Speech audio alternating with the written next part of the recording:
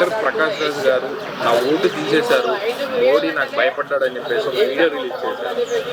దీన్ని ఎలా చూడొచ్చు అంటారు? మోదీ గారు నిజంగానే భయపడ్డారండి. ప్రకాష్ రాజ్ గారు కర్ణాటకలో కనుక వస్తే ఆయన నెక్స్ట్ సీఎం అవుతారేమని చెప్పేసి, ఈయన సీట్ ఎక్కడ పోతుందని చెప్పేసి భయపడ్డారు. అయ్యా ప్రకాష్ రాజ్ గారు, నిజంగా మీకు తెలివి ఉందని చెప్పేసి అనుకుంటారా లేదని చెప్పేసి అనుకుంటారా? మాట్లాడితే నా అంత తెలివైన వాడు లేడు, మోదీ కూడా నా ముందు మాట్లాడలేడు అని చెప్పేసి ఏవో ప్రగల్భాలు మాట్లాడుతుంటారు. ఆయనకు మీ గురించి కాదు కదా, సీఎంల గురించి కూడా ఆలోచించేంత సమయం లేదు. మీలా ఫ్రీగా తిరిగే వాళ్ళు కాదు మోదీ గారు.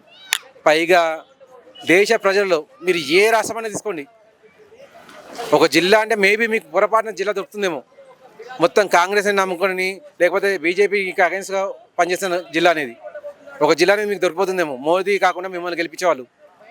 కానీ దేశంలో ఒక రాష్ట్రం అని చెప్పి తీసుకుంటే కనుక ఖచ్చితంగా అట్లీస్ట్ తక్కువ 51% ఓటింగ్ అనేది మోదీ గారికి వస్తుంది మీకంటే.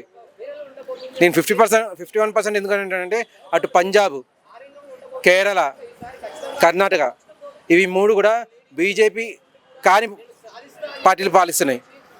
మేబీ వీటిల్లో మీరు ఏమైనా అవకతవకలు చేసేసి ఓటింగ్ సంపాదించుకుంటారేమో, ఆ రకంగా 51% నేను చెప్తున్నాను. మీరు ఎంత అవకతవకలు చేసినా కూడా ఆయనకు ఆదరణ అనేది 51% మినిమం ఉంది.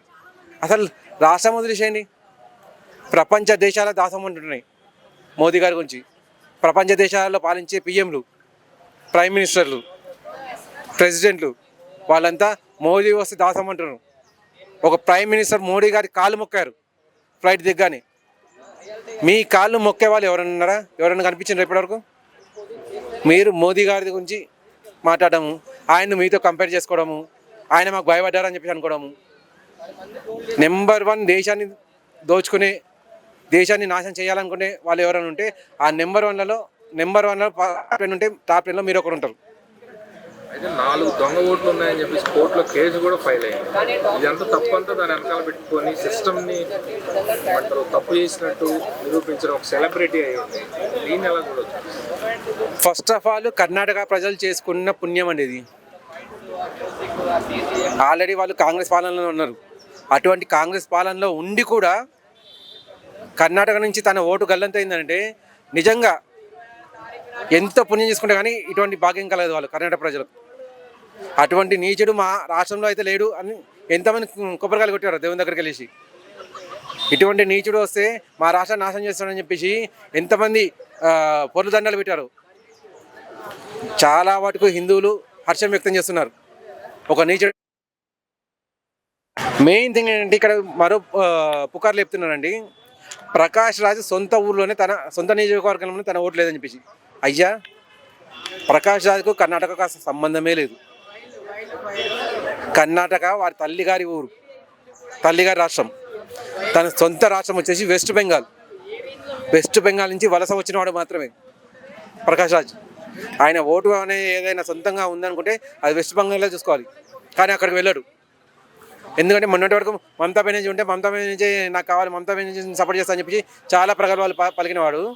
మమతా బెనర్జీ ఎట్లయితే తప్పుకుందో అప్పటి నుంచి అసలు వెస్ట్ బెంగాల్ గురించి మాట్లాడే మానేశాడు. ఎందుకు? అంతకుముందు ప్రజలకు ఇబ్బందులు కలుగుతున్నాయి, మరి ఇప్పుడు ప్రజలకు ఇబ్బందులు లేవా? నా రాష్ట్రం అనుకునేవాడు దాని గురించి మాట్లాడవచ్చు కదా. తనకు కావాల్సింది ప్రజలు కాదు, దేశం కాదు, రాష్ట్రం కాదు, పేమెంట్. ఎవరు పేమెంట్ ఇస్తారా, ఎక్కడ పోయి మాట్లాడాలా, అది మాత్రమే తన వ్యక్తిత్వం అన్నట్టు. ఆయన ఓటు అనేది పోయిందంటే నిజంగా కర్ణాటక ప్రజలు చేసుకున్న పుణ్యం అది. అంతకంటే మనం ఇంకో విషయం చెప్పినా కూడా చాలామంది ప్రజలకు అర్థం కాదు. నేను ఎంపీగా పోటీ చేశాను, అయినా నా ఓటు తీసేసినారు, ఈసారి ఖచ్చితంగా మోడీ ఓడిపోతాడని కామెంట్ చేసినారు. భయ్యా ఫస్ట్ ఆఫ్ ఆల్ ఒక ఊరికి సర్పంచ్గా పోటీ చేయి, అప్పుడు గెలిచి ఈ కామెంట్ అనేది చెయ్యి. ఆయన కింది స్థాయి నుంచి వచ్చినాడు మోదీ గారు అని చెప్పేసి, ఊరికనే డైరెక్ట్ పోయి పీఎంగా కాలేదు. ఆల్రెడీ గుజరాత్లో 15 ఏళ్ళు సీఎంగా చేసినాడు. గుజరాత్లో 15 ఏళ్ళు సీఎం చేసేసి గుజరాత్ను మిగిలిన రాష్ట్రాల కంటే అగ్రస్థానంలో ఉంచాడు. అది ఆయన సత్తా. గుజరాత్లో అల్లర్లు జరిగినప్పుడు అనుకోకుండా ఆయన సీఎం చేసినారు.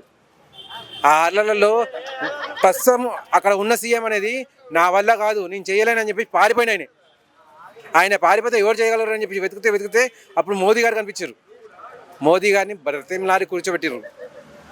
అయ్యా మీరు చెయ్యండి అని చెప్పేసి అంటే మీరు ఇంత బతిమలాడాల్సిన అవసరం లేదు. నా రాష్ట్రం తగలబడుతుంటే నా ఇల్లు తగలబట్టినట్టే. నేను నా రాష్ట్రాన్ని నేను చూసుకుంటానని చెప్పేసి తన మీద అపవాదు పడుతుందని చెప్పి తెలిసి కూడా అప్పుడు గుజరాత్ అల్లను అణిచివేసేసి సమర్థంగా ఎదుర్కొన్నాడు. దానిపైన విమర్శలు వచ్చి అమెరికా తన వీసాను కూడా రద్దు చేసింది. అమెరికాకు మీరు రాకూడదు, మిమ్మల్ని నిషేధిస్తున్నామని చెప్పి. అయినా పర్లేదు, నా ప్రజలు, నా రాష్ట్ర ప్రజలు, నా దేశ ప్రజలు సుఖంగా ఉన్నారు, నా కజ్జాలు. అమెరికా ఇప్పుడు కాకపోతే చనిపోయినప్పుడు నేను చూసుకోవచ్చు అని చెప్పి ఆలోచించాడు. అటువంటి ఆయనను పిఎం అయ్యాక మొట్టమొదటిసారిగా ఫస్ట్ వీక్లోనే అమెరికా నుంచే దౌత్యవేత్త వచ్చి కలవడం జరిగింది. అయ్యా మీకు రాజమర్యాదలతోటి మేము అమెరికా తీసుకెళ్తాం, మీరు ఎప్పుడు రావాలనుకున్నా ఎర్రతి వచ్చి వేసి స్వాగతం పలుకుతాం. ఇంతకుముందుకు మేము ఏదైతే చేశామో, మా ప్రభుత్వం ఏదైతే చేసిందో అది మా తప్పే అని చెప్పేసి ఇలా గౌరవించగలిగే శక్తి, ఇలా గౌరవించే ఆదరణ మోదీ గారికి ఉంది. మరి ప్రకాష్ రాజ్ గారు మీకేముంది? వెస్ట్ బెంగాల్కి వెళ్తున్నారా? మీ సొంతూరు అదే కదా వెస్ట్ బెంగాల్. కర్ణాటకలో ఉన్నారు, కర్ణాటకలో కాంగ్రెస్ ఉంది కాబట్టి ఇది నా సొంతూరు అని చెప్పి చెప్పుకుంటున్నారు. ఇక్కడ కూడా అబద్ధాలే. మీరు ప్రజలకు చెప్పేది ఏంటిది? ఎవరైనా తప్పులు చేస్తే ఖచ్చితంగా ప్రశ్నిస్తా, దేంట్లోనైనా తప్పులుంటే నేను ఖచ్చితంగా ప్రశ్నిస్తా అని చెప్పి కేవలం సనాతనాన్ని మాత్రమే ప్రశ్నిస్తూ ఉంటారు మీరు. పోనీ ఇంతకుముందుకు ఎప్పుడైనా క్రిస్టియానిటీని కానీ ముస్లిం వాళ్ళని కానీ వాళ్ళ పద్ధతులను కానీ ఎప్పుడైనా ప్రశ్నించారా? అది లేదు. తప్పు అనేది మాత్రం మీకు కేవలం సనాతన ధర్మం నుంచి, ఆర్ఎస్ఎస్ గురించి, బీజేపీ గురించి కనిపిస్తుంది. బీజేపీ పాలిత రాష్ట్రాల్లో కనిపిస్తుంది. ఢిల్లీలో కూడా బీజేపీ పాలిత రాష్ట్రం ఉంది కాబట్టి అక్కడ జంతర్ మంతర్ అని చెప్పి మీరు వెళ్ళడం జరిగింది. అక్కడ వెళ్ళేసి కొద్దిగా హంగామా చేసాను. ఇప్పుడు ఎందుకని పంజాబ్ వెళ్ళట్లేదు? అంతే, పంజాబ్ ఎందుకు? కర్ణాటక మీ సొంతూరు అని చెప్పి మీరు అంటున్నారు కదా. నా సొంతూరులోనే నాకు ఓట్లు లేకుండా తీసేశారు, మోడీ భయపడ్డాడు అని చెప్పి. మరి అక్కడ జరుగుతున్న ధర్నాలో మీరు ఎందుకు పాల్గొంటలేదు? అదైతే మీకు ఏం దూరం లేదు కదా, డబ్బులు కూడా ఖర్చు అయితే అన్న బాధ లేదు.